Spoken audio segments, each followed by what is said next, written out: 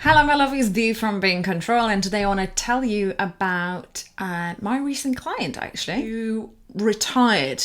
Okay, he was looking forward to his retirement, as most of us are. Most of his life, right? He's retired now 2 years, but he worked as a police officer most of his life, most of his career. And as a police officer, he witnessed loads of horrendous things.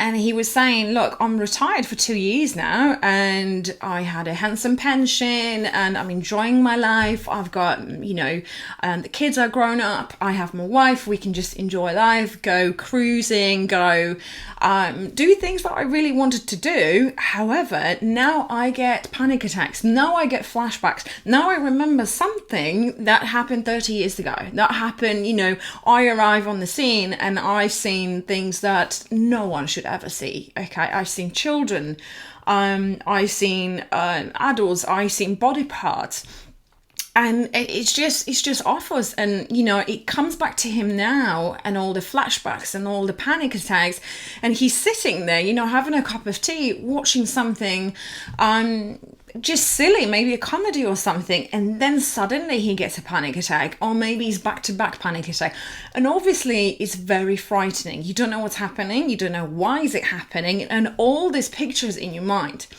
So let me tell you why it happens. When you are witnessing something traumatic, when you experience something traumatic, your mind and your body, the way it will act is there to protect you. Okay, so it will produce adrenaline for you to not think, you cutting off the conscious mind. So your conscious mind is no longer working because you need to ask fast, and your mind is saying now you will just act by using adrenaline and then using cortisol, which is your stress hormone. So your mind, your body will make sudden moves, just go and as fast as you can, and acting without logic to save you in this situation. Now, after that traumatic event, your mind is saying, I'm here to protect you. For you to actually remember this situation, for you to do anything with this situation, it will not help you. I'm going to store it away for now to, deal with it later on kind of box. And let's get on with life. Yeah. So maybe you have a traumatic event, and then for a few days you will be shaken up. You will be it's awful, right? But then you kind of, okay, I get on with my life and I do other things and you think that you are trained because you're in forces, because you go to war, because you go to you're a police officer, you're a firefighter. Still, you're only human, okay? Nobody can train you for trauma.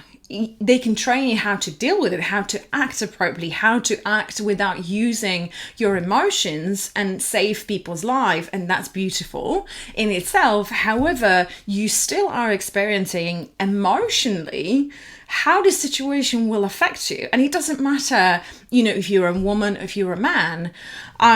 So going back to my client, now he's retired and he's saying, I don't understand. Something happened 30 years ago, but 30 years ago, you haven't dealt with this properly because your mind is saying, I'm going to store it away. I'm going to just push it down. And sometimes it's not just your mind. You will push it down. I don't want to think about it. I don't want to talk about it. I'm okay. I'm going to have a drink. I'm going to go out. I'm going to mask it. I'm going to just move on with my life because I don't want to think about it. It's not a great experience. It's not trauma. It's not something that you just want to shout, on top of your roof and just share, about it. You just want to forget about it. You just want to move on. Yet your mind doesn't allow you to do that.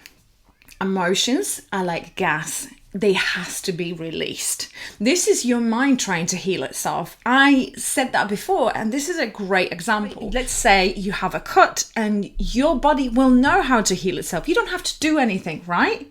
The same happens to your mind. Your mind also has scars. Yeah, they're not visible physically, but they are scars. And he's trying to heal itself. So he's trying to heal the wound by releasing those emotions. And he's saying, okay, now you are calm. You're a little bit older. You're supposed to be wiser. I'm going to bring this situation back to you because we have to release it. We have to let it go.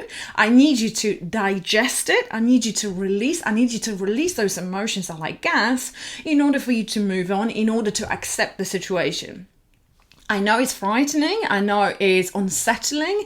I know why is it coming back now? It's coming back now because now your mind is saying, you're safe now. You're away from that situation. Now you can let it go. Now you can release it. Now you can digest it in order for us to heal that wound that is in your mind. This is the best way I can explain it. And hopefully that makes a lot of sense.